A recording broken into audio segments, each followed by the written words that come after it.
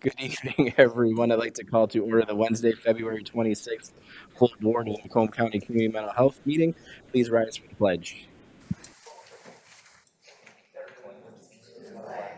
United States of America, and to the republic for which it stands, one nation, under God, indivisible, with liberty and justice for all.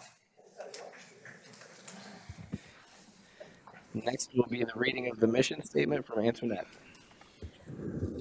Our mission, Macomb County Community Mental Health, guided by the values, strengths, and informed choices of the people we serve, provides quality services which promote recovery, community participation, self-sufficiency, and independence. Thank you.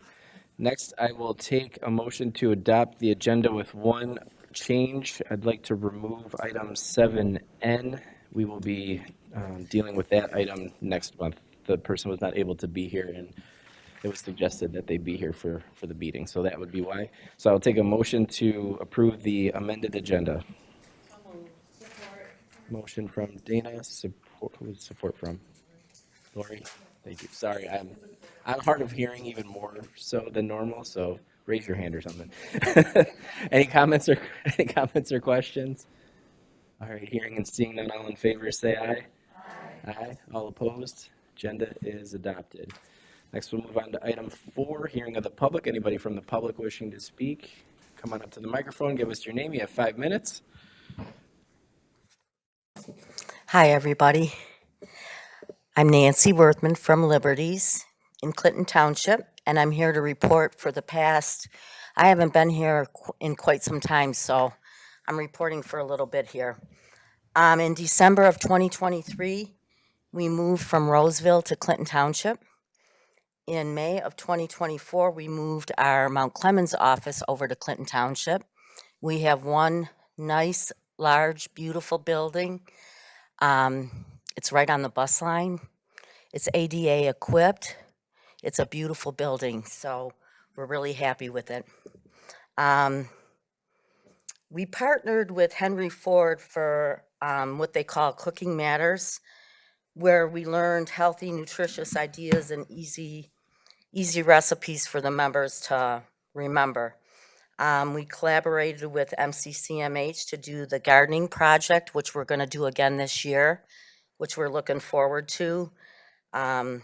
We did have 2 garden beds. One of them got stolen from the property, but it was replaced, so we're doing good there. We do our annual summer picnic in June. It'll be our 4th year coming up. We did an open house in August, and it was a great success. We had several visitors from our state and local government. One of the people that visited was Mark Hackle with Vicki Walber. We also had Joan Flynn from the Board of Trustees with Macomb Community College, and also Denise Menser. She is from the 61st District, if I'm not mistaken, and she visited us. We've done multiple outings with great success, and we've had like 50% of our members join in our outings. We've done the zoo, we've done bowling, we've done Dodge Park for the farmers market and the music festival. That was a lot of fun. We go to Walk a Mile every year. We did that again this year with Bruce at Crossroads. He charters a bus, as everybody knows, and we go to do Walk a Mile. We also did the DIA with Crossroads this year, and it was really, really nice. The members made masks, and we now have them hanging in Liberties. They look really nice. And Crossroads has theirs hung up too, and it looks real nice. I stole the idea, Bruce. Veterans Day, we did,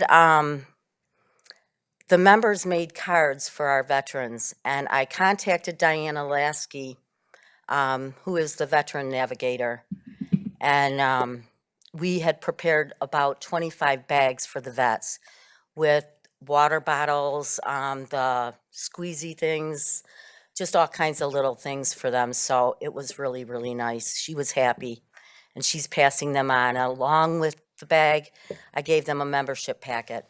So hopefully we'll get some members from that. Also, we are going to do coffee hour with the veterans, and that is on March 10th, I think. So that will be nice. I'm going to give the veterans a tour of Liberties.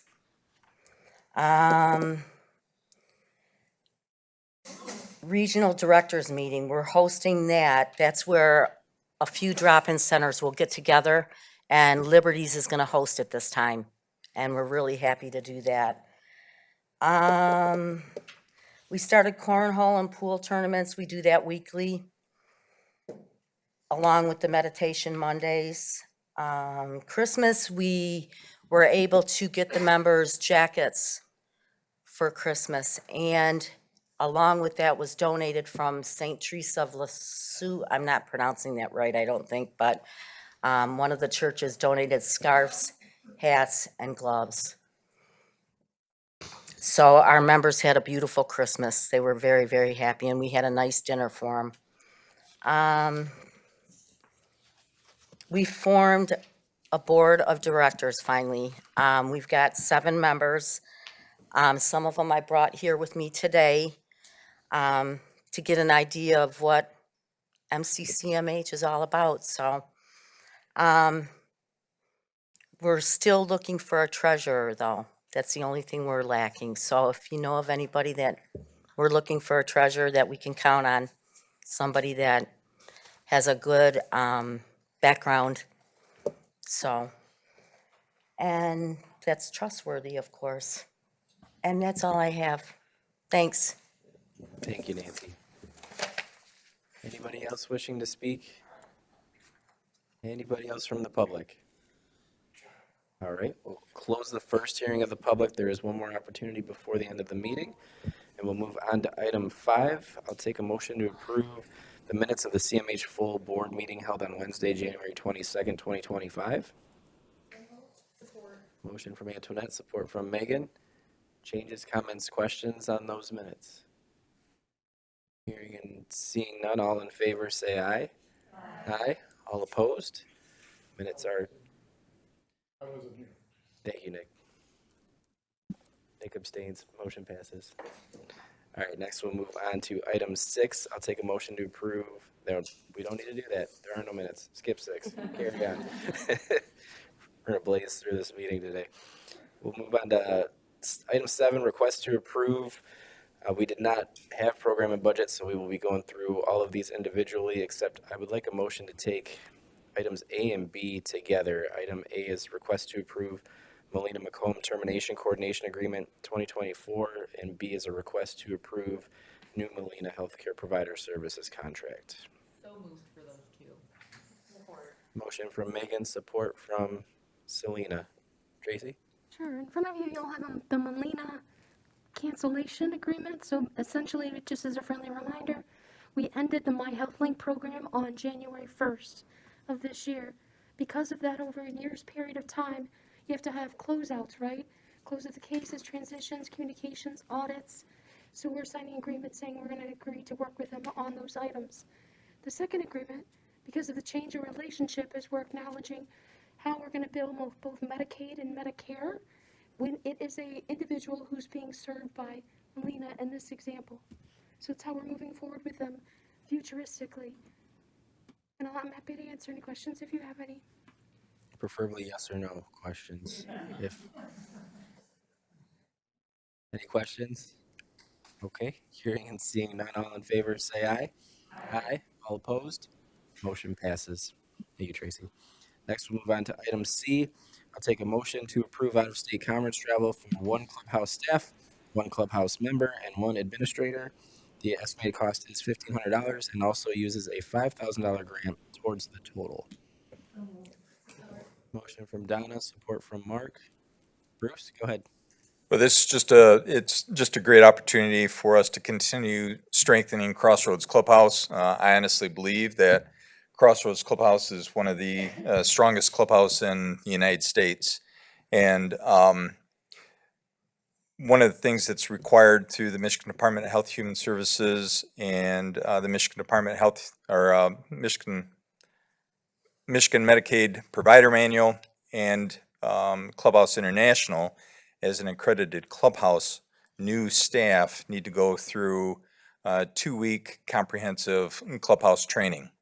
So one staff goes, one clubhouse member goes, which we believe that we're suggesting that Angel Weiss go this time, and then one administrator will go for the second week for the purpose of not only going and understanding clubhouse and the clubhouse model, but also working with that one clubhouse staff and Angel to develop an action plan. An action plan is really focusing on things that can be implemented at the clubhouse to continue to improve and strengthen that as an evidence-based practice. So this is an opportunity for us to go. We're planning on going to St. Louis, Missouri, down to Independence Center, which is a great clubhouse that is a training base. They've been around for a long time. They complement Crossroads Clubhouse, and we're just really looking forward to having that opportunity and bringing that plan back and implementing. Thank you, Bruce. Any questions for Bruce? Okay, hearing and seeing none, all in favor say aye. Aye. All opposed? Motion passes. Thank you. Enjoy the conference. Thanks, Bruce. Next, we'll move on to item D. Take a motion to approve out-of-state conference for TEMA, Compliance Institute Conference in Las Vegas, April, May of 2025. Bruce, you're not going to Vegas? I think TEMA got the better deal. I'll take a motion to approve. Motion from Selena, support from Lori. TEMA, go ahead. Good evening, everyone. Just to put it in context, I'm also a certified healthcare compliance officer. So before I took this position, I led my boss, Dave at the time, and Tracy, that I would like to maintain my certifications. In addition to that, this association, they cross between compliance and quality. So it's not just about compliance, it's also quality. Thank you, Tema. Any questions for Tema? How long is the conference? How long will you be there for? Do you know? It's from Monday, it starts on a Monday morning through Is it like Wednesday a week? afternoon. Oh, a couple days? Okay. Yes, Got it. thank you. Okay, seeing no other questions, all in favor, say aye. Aye. All opposed? Motion passes. Next, we'll move on to item 7E. I'll take a motion to approve the QAPIP work plan fiscal year 2025, QAPIP narrative fiscal year 2025, QAPIP evaluation fiscal year 2024, and QAPIP presentation. Motion from Megan, support from Selena. Tema, QAPIP, let's go. Okay, so the quality assurance and performance improvement program is one of the programs that this board is responsible for. So the quality assurance performance improvement narrative actually describes all the areas that this program is responsible for. And these areas are actually prescribed by the state, by the Department of Health and Human Services. So that's what the first document is about. The second document is the program evaluation. This document describes all the activities that took place in 2024. Then we are also giving an evaluation of how we perform during that year. And the next document is the work plan for 2025. This is also giving a description of the things that we plan to do. This is not all inclusive because along the way, other things do come up and we have to accommodate them. So I'm going to start with the brief highlights on some of the initiatives that took place in 2024. I want to talk about the performance improvement projects. So I know I've not talked about this with this board. The state requires us to have at least 2 performance improvement projects. One has to be clinical and the other non-clinical. So for the clinical performance improvement project, it has to be approved by the state. And this one was to improve follow-up after hospitalization. So when the patient goes in hospitalized, after they are released, we have to make sure that they get a follow-up appointment. Not just that, we also have to make sure we are breaching racial disparity because we found out that the minority population, they suffered the most. So that's what this PEEP is all about. And then the second one is about increasing the HAP waiver enrollment. So some of the things that we have done in this space to improve these numbers, because as you can see on the slides that were presented, we have slightly increased in these areas. So for the clinical performance improvement project, we have provided resources to providers to share with the members. Because one of the things that we were finding out is that the minority population found it hard to make it to their appointments because of lack of transportation. So we created a document that gave them different options on how to schedule up transportation so they can make it to these appointments. We also started meeting with providers one-on-one to understand what the challenges were for them and also to discuss how we can work with them to be able to breach these barriers. We also started providing data to them. So each provider, we give them their data that they are out of compliance and asking them, can you explain to me why you were out of compliance and also tell us what you plan to do to improve in the future. So this is also pushing them to try to be creative within their agencies to improve the outcome. And at the end of it, we are starting to hold the providers accountable. So after providing all this support, if they are still not meeting expectation, we are calling a compliance meeting with them to explain why they are still not meeting up. The next one is the non-clinical PEEP, which is to increase the waiver HAP waiver enrollment. Some of the things that we have done to improve this is to improve the length of the application process. It used to be very lengthy, but now they have worked through to streamline that process. Also, we have provided education to the providers and our members because they were not really understanding what this program was all about and also how to enroll members into this program. So this education has helped to widen their knowledge. And lastly, we are sharing information to the providers about eligible members. So when a member is eligible, we send the list to the provider and say, this member, you have to try to enroll them into this program. And just so you know, right now we are above the state average or the state baseline. So we have done above and beyond in these areas. So the next I will talk about is the initiatives for 2025 this year. So one of the things that we are planning to do for 2025 is to conduct 100% of our provider audits. This is something that we have not done in the past because of COVID, and then COVID, we have staff turnover, we had different challenges. But for this year, we have put a plan together that we are planning to accomplish this. And we are going to look at the chart review, credentialing, and training of staff. Another thing we are trying to do is to increase timely access to care.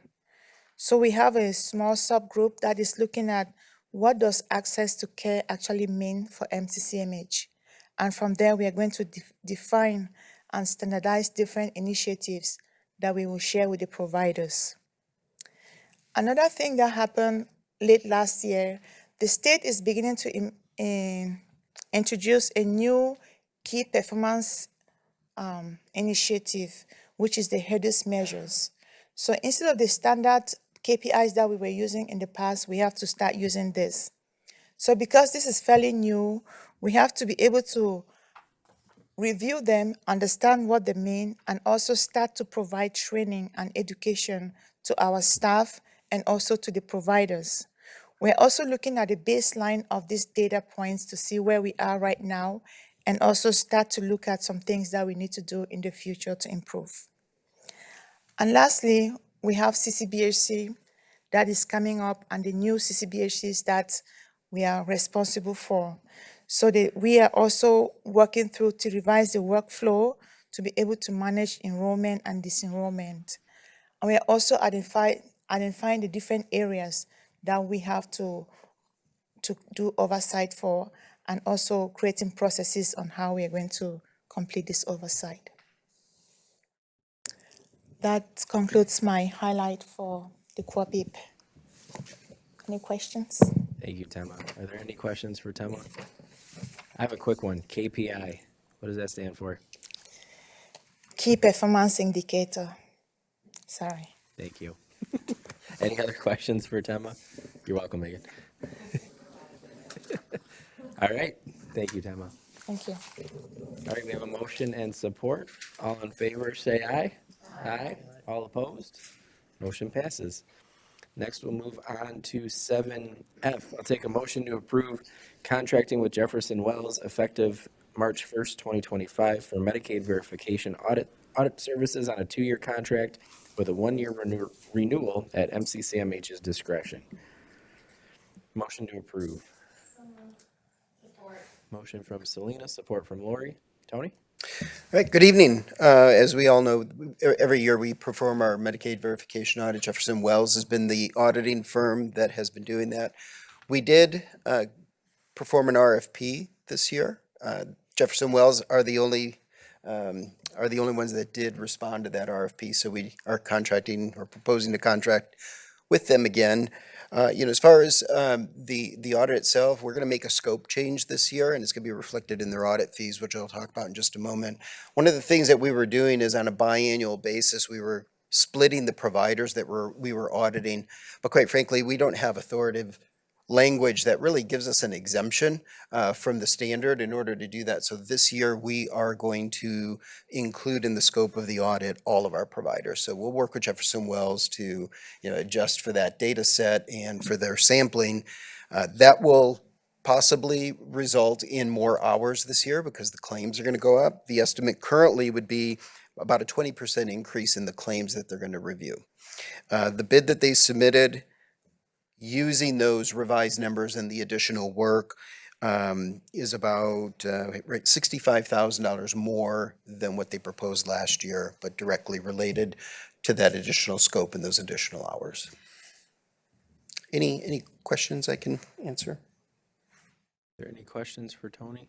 Tony, before we went out for the RFP this time, how long ago had we gone out previously? Was it 2 years, 3 years, 5 years? It was at least, I'm not close enough because I don't have that history, Phil, but it was at least 3 years that I'm aware of. Okay, so we were due for. Yeah, we were definitely due Yeah. for an RFP, yes.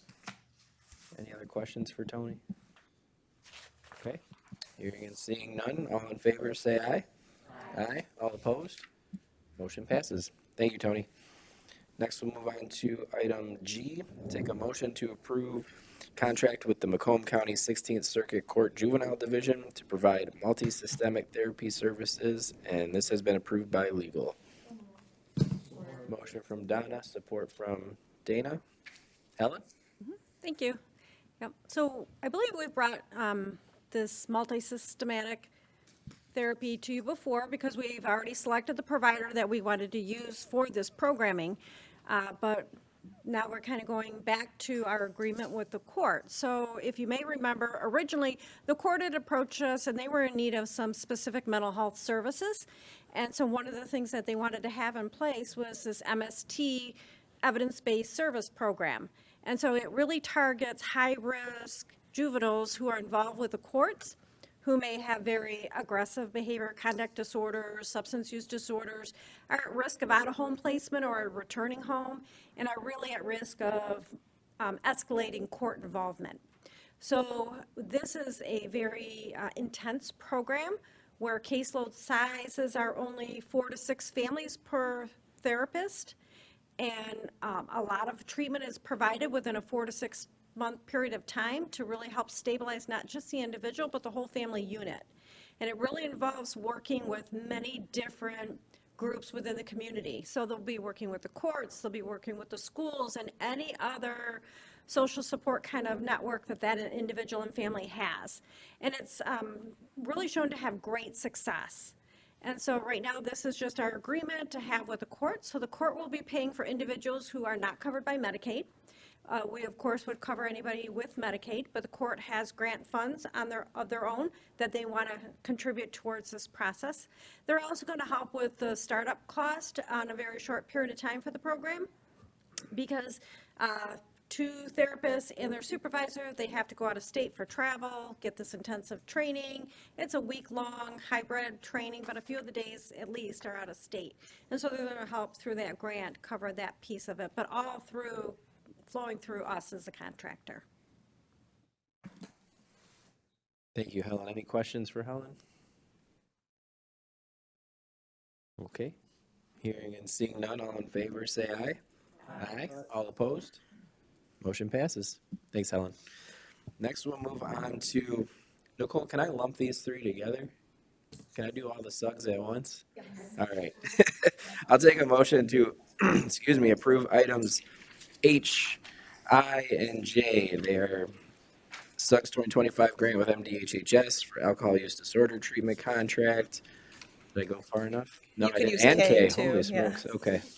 Approve SUGS 2025 grant with MDHHS for the healing and recovery community engagement and infrastructure. Approve the amendment to the prevention contract in the SUGS 2025 grant. And to approve the amendment to the recovery incentives infrastructure in the SUGS 2025 grant with MDHHS. I'll take a motion to approve all of those items. Motion from Dana, support from Mark.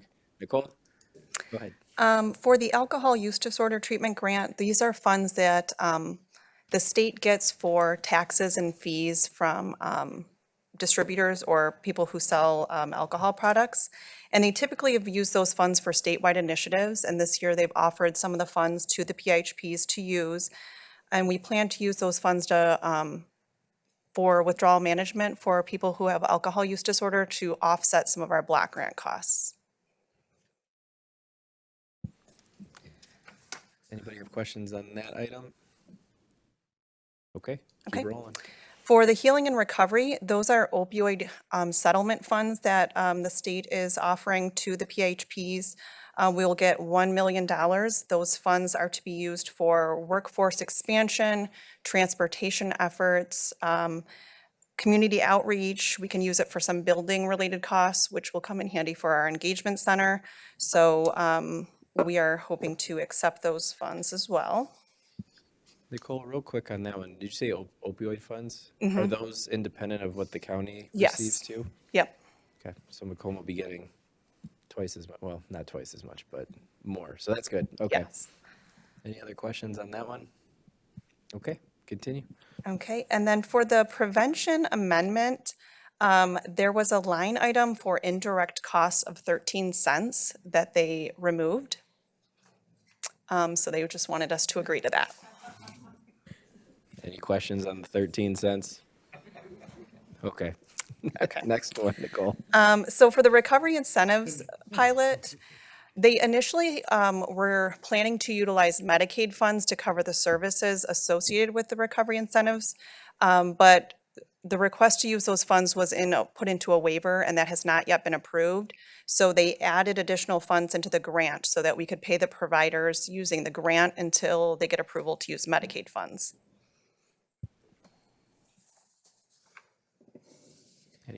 Any questions on that item or any of the four or five? Four? Okay, thank you, Nicole. Hearing and seeing none, all in favor, say aye. Aye. All opposed? Motion passes. Next, we'll move on to item L. I'll take a motion to approve the contract amendment for the behavioral health home expansion and the CCBH 2025 grant with MDHHS. Motion to approve. From Antoinette and support from Lori. All right, This thank you? Yep, that's me. All right. So we had originally received some funds from the state to start up behavioral health homes this fiscal year. And that money is to help offset some of the provider costs as it relates to training, planning, any procedures they need to do, things like that as they're starting up their project. The state had said that they hope to be able to find some additional dollars for that support, and they came through. So that was really nice. So we had that additional funds, an additional $62,000. So we have 4 providers that are enrolled for our behavioral health home, and so we're just splitting all the total funds up equally for them. And it just allows them to bill for training time, planning time, any of those startup costs that they might have. Some of these, like if a program, for example, hired a peer coach to do part of this project, but maybe there wasn't enough work yet to help offset some of that towards billing, they could use the grant funds towards that. So it's not a lot of money for any of the providers, but it is enough to kind of help get them going these first few months until they get their caseloads up. Thank you, Helen. Any questions, comments? Okay, hearing and seeing none, all in favor, say aye. Aye. All opposed? Motion passes. Thanks, Helen. Next, we'll move on to item M. I'll take a motion to approve contract amendment in the amount of an additional $7,000 for the continuation and expansion of integrated healthcare for CMHCM in the Comprehensive Services for Behavioral Health 2025 grant through MDHHS. Jeff, you got to shorten that next time.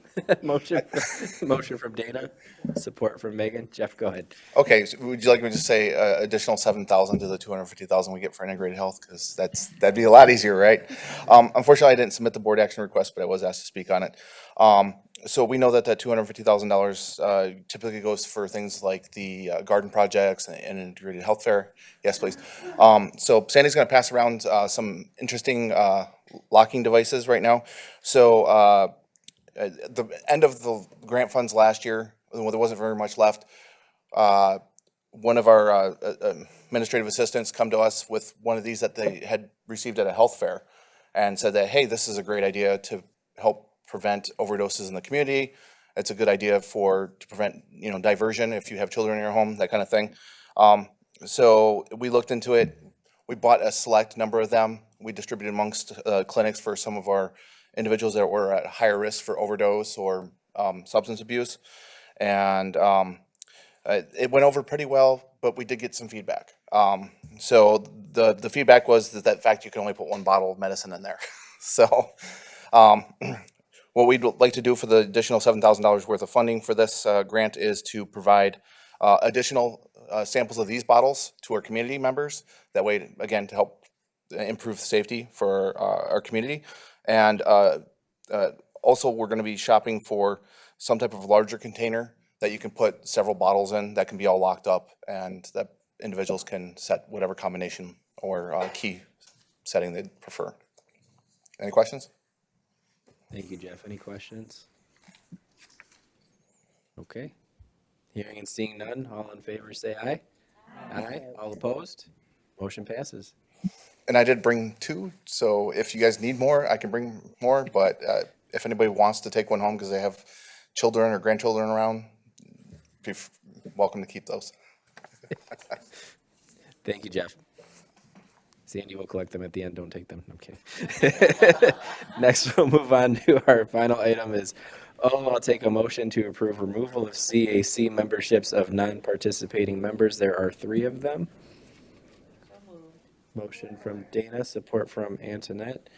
Anwar's not here, so we'll turn over to Tracy very briefly. Yes, so these are members that haven't been participating for a minimum of almost a year and a half to 2 years, depending on the person, and they have not followed up in any way when we've invited them. Therefore, we want to officially take them off as that is a requirement. But I think if you notice, Phil said he was moving the one to a future board meeting, and that's acceptance of a new CAC member. So we'll get additional information as that happens. Thank you, Tracy. Any questions for Tracy? Okay. Hearing and seeing none, all in favor say aye. Aye. All opposed? Motion passes. Next, we'll move on to item 8, receive and file. We have no items there. We'll move on to item 9, resolutions. I'll take a motion to approve the resolution for Cindy Bean. Motion from Donna, support from Selena. Tracy, did you want to speak to this at all? Or board members, any comments? Happy to do an overview, but did you guys have the resolution and it talks about that particular one? Or I'm happy to answer any questions and just to acknowledge our deepest appreciation to Cindy, who's at our North location, who has done an outstanding job for many, many, many, many years for the organization. So we're happy for her new adventures, but we're of course sad that she is leaving us. Thank you, Tracy, and thank you, Cindy. Any other comments or questions? Okay, hearing and seeing none, all in favor say aye. Aye. All opposed? Resolution is passed and approved. Next, we'll move on to item 10, voucher listings. I'll take a motion to pay the bills. Motion from Megan, support from Selena. Comments, questions? We have to pay them. All right, all in favor say aye. Aye. All opposed? Bills are paid. Next, we'll move on to the CFO update. We killed enough time for Richard to get here, so that's fantastic. Is it Ken and Tony tonight? Yeah, Perfect. we'll cover for Richard. Go ahead, you guys. I get us started. December first quarter financials, we're going to present those today. And as we mentioned last time, probably reiterate today, you're going to see favorable results in our summary here, but and this board knows that we have a number of outstanding items that we're working through and some unknowns that are eventually going to impact our financials. The biggest one of those is the unknowns around the new CCBHC. So just keep that in mind as we go through the summary and you see some of the surpluses that we have. So beginning on, I think it's page 2 of the packet, so the graphs, just looking at revenue, nothing really to report there. It's trending as we would expect it through this first quarter. I don't have anything to report on eligibles. Ken, I don't know if we have any updates on anything from that perspective. Not anything specific, no. Okay. As we go through the graphs, again, nothing material to report, no significant changes. I will pause if you do have any questions on a specific graph, otherwise we'll move to the summary. Okay. So on the summary page, this is page 295 of your packet, page 5 of the financial statements, looking at the 2025 actuals under Medicaid, currently running about a $10.6 million surplus there. I did want to note that we are looking closer, and I'm having my team, we've kind of split these financials to a little bit more of a deeper dive, look at and better understand what's driving that. So for example, where we have $54 million in claims expenses, is there anything or any provider that may be trending behind where they typically are? So we want to better understand that, be able to report out to this board a little bit more of what's happening, and we'll do that with the January financial statements. I'll just highlight too that negative number there that says redirect to CCBHC, we have not, we've got these, with Easter Seals in particularly, the 3-month agreement that it's approved, been signed, and so on and so forth. That's not yet reflected here. We're still waiting on getting it set up so that they can bill, but that negative number is gonna go up, which will drive our positive number down. So just don't know what that looks like yet, but that might be part of it as they haven't billed us for those services, so our expenses are lower. So again, like Tony said, that remains to be seen. Yeah, and that would, if you move down then to the Healthy Michigan, same scenario there. We're currently in a surplus situation, but we also have the unknown in the CCBHC line there as well. I wanted to move, unless, Ken, you have anything to add, just looking at the risk reserve, we're at the 58.9 million. We're going to be talking more about that as a committee, but it's currently reported based on the most current actuarial report. Yeah, I might speak to that for just a second. Trying to remember how long ago it was now. Well, it was for the interim FSR. So a couple months ago, we did give our ISF report. We're required to do that biannually. So the most recent one we received covers both year-end 24, which we're working on right now, and then 25. So the 25 number is an updated number based on that report that we can use going into this year as well. So I don't remember if I mentioned that or not, but that's where we stand with that. Okay. And then next page, page 6, looking at the CCBHC non-Medicaid, is we have drawn attention to this area before. We currently don't have the funding from the state. We don't usually get that amount until a bit later in the year. We always know it's not sufficient for what we're realizing in that area, but we will report that once we have the number. And then just looking at the amount that we're bringing down and redirecting, about 1.1 million. And again, we're expecting that could go up, but there's some structure around a committee and looking at what we're spending in that area and trying to manage that best we can. And The last thing is just an all other. If you look, there's a surplus there, about $3 million. That includes our investment income and I think our PA2 funding. So overall, we're sitting in a favorable position, but taking to note what we had mentioned earlier. And I did want to just cover one other thing in this package. If you go over to page 9, one of the things, we have these other reports that we usually include in the packet. We don't spend a lot of time on them. This is where we can see an actual to budget. So I think there's some important information here. And what I'd like to do in January is come back with some more narrative around this area. We really focus on how we're doing against our funding, but we'll also present some narrative on any significant variances that we're seeing as it trends to budget. Now, in full disclosure, I do want to point out on that page, if you currently look on that report, you may see some unusual variances, and that's on me. We did not, in this report, update our budget. So we will make that correction as we go into January and then report some more details on this page. I will highlight, though, that, as Tony mentioned on page 5 and 6, we tend to focus on what I'll call our funding source buckets here. The budget numbers on those pages have been updated. Yes. So when you look at that by fund source, which I think really is the most meaningful way to look at our finances, those budget numbers are good on there. We just didn't make it to the back, so. I do have a handful of other things that I'll cover as I usually do. Tony, I lied when I said I didn't have anything on the eligibility chart. We did get some news. I think I spoke to the group before about Plan First. And some of the issues we were having there where people were rolling off of DAB, for instance, which is disabled, aged, and blind, over to Plan First, which is a largely family planning type of benefit, which obviously doesn't make a ton of sense in a lot of cases for those folks. So what was happening is these people were then hitting GF because we continued to provide service, but they didn't have a proper Medicaid plan. We've been talking about this with the state for over a year.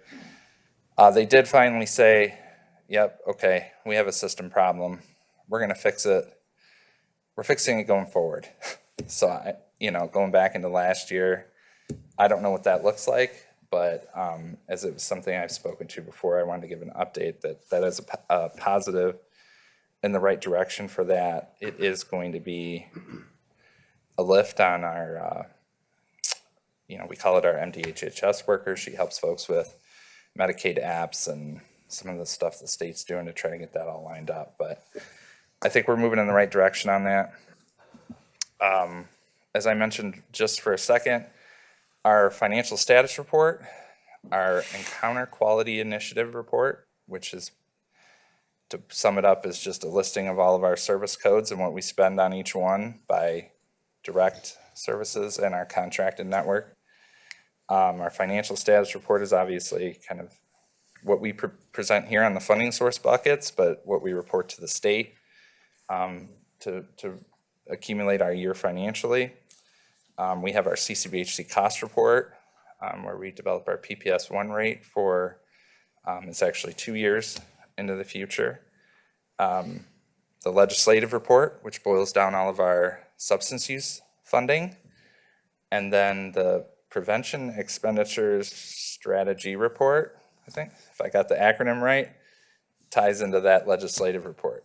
Those are all due on Friday. So this is finance's time to shine this year, time of year. We've got auditors in and out and that kind of stuff, but we don't have those reports finalized. We continue to work on them. We will, unless there's some catastrophe, look to submit those by Friday, no later than Friday as required. And then next month we can come back and speak to those final results. We have received word that there's a rate adjustment being pushed through for the ABA amendment to increase that code. If you remember, this is that $66 an hour code that they pushed through. So we did receive a rate amendment for that. There's some pushback on a statewide level that it's likely not sufficient funding for the likely increased costs, and also the inherent goal of this is to increase utilization of the service. So if you do that, you're driving up costs just for more people using it. So we continue to work on that. A couple other things on the radar: minimum wage and earned sick time act. That legislation has gone through. We are trying to assess the impacts. We're also advocating for the state. There's a couple things going on. If you're increasing the minimum wage, it impacts the DCW and how effective that is, right? When you increase minimum wage statewide, and then specific to the Earned Sick Time Act, the issue there is, I think they've pushed it out to 10/1 of 25 when there has to be compliance with that, but we still have concerns about how it impacts those with self-directed arrangements. So those people served employ their caregivers directly. So obviously they only have one employee in theory, and there's an administrative burden. You have to also consider the fact that if you're increasing sick time and you're within a certain budgeted amount, you would have to decrease the hourly wage to kind of offset that. We don't have funding from the state to impact that. Richard had sent an email just as recently as yesterday to the actuary division to ask them, what are we going to do about this? We've got providers reaching out and that kind of stuff.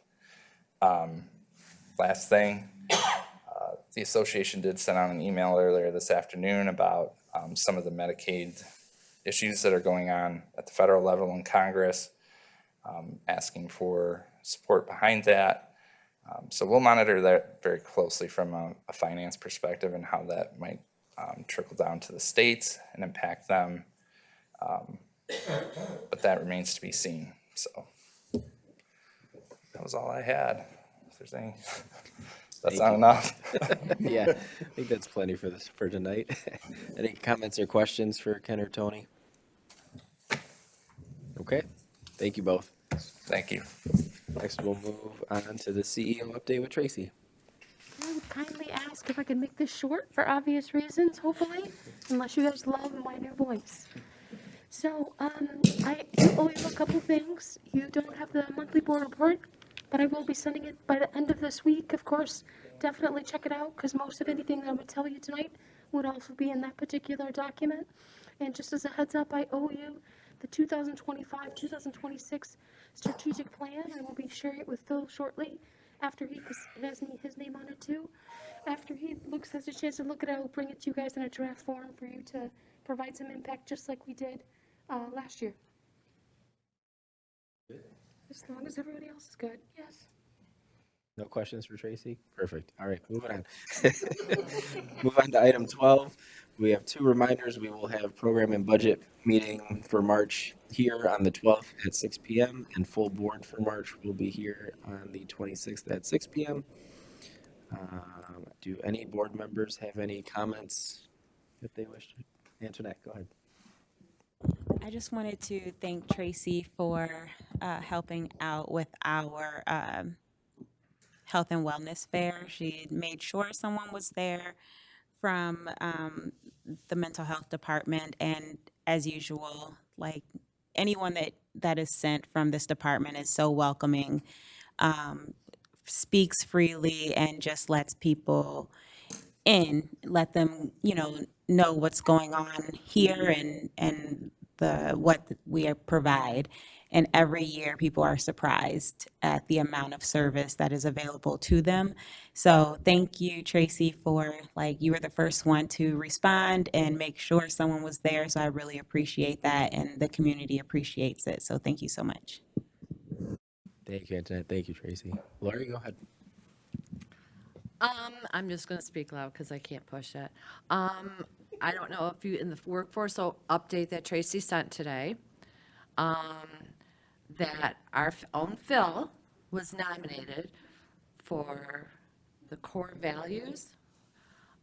He was nominated by this board for being collaborative, accountable, and respectful.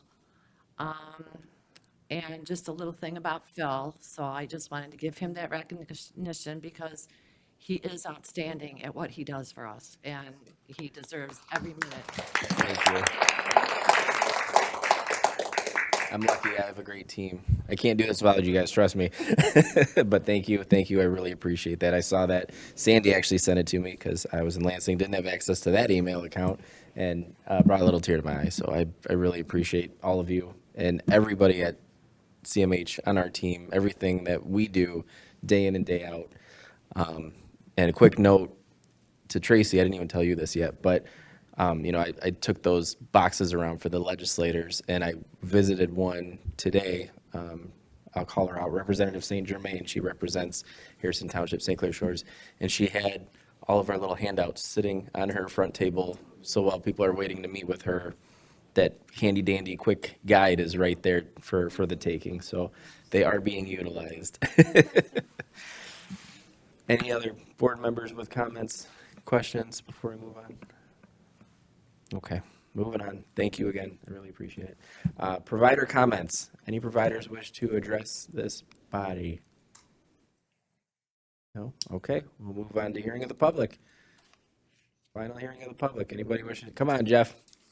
You get 5 minutes if you want them. I don't need 5 minutes. Integrated Health Fair this year, MISD, August 16th, 2025. Should be about 10 a.m. to 2 p.m. And you're going to hear from me monthly for the rest of the time until it's actually the day. Thank you, Jeff. Anybody else from the public wishing to speak? Okay, we will close the hearing of the public, and we are going to go into closed session, and I'll take a motion to go into closed session to discuss attorney-client privilege memo dated 2/26/25 pursuant to MCL 15.2681H. Motion from Nick, support from Lori, and I need to take a roll call vote, so I will start with Mark. Donna? Yes. Lori? Yes. Selena? Megan? Phil is yes. Dana? Antoinette? Nick? Yes. Wayne? Yes. All right, we will now go into closed session. All of our guests, please. Thank you for being here. Drive home safely. Finance team, please don't go anywhere. Back into open session. I need a motion to approve PIHP Amendment 1. Motion from Donna, support from Lori. Are there any comments or questions? Okay, hearing and seeing none, all in favor say aye. Aye. All opposed? Motion passes. And with that, before we move on to the last item, I want to wish Megan and Dana best of luck. Their interviews are in 2 weeks. And then we appoint in 2 weeks. So we will have 2 new board members and hopefully retain 2 of them. And with that, take a motion to adjourn. Motion from Megan, support from Donna. All in favor? Aye. We are adjourned.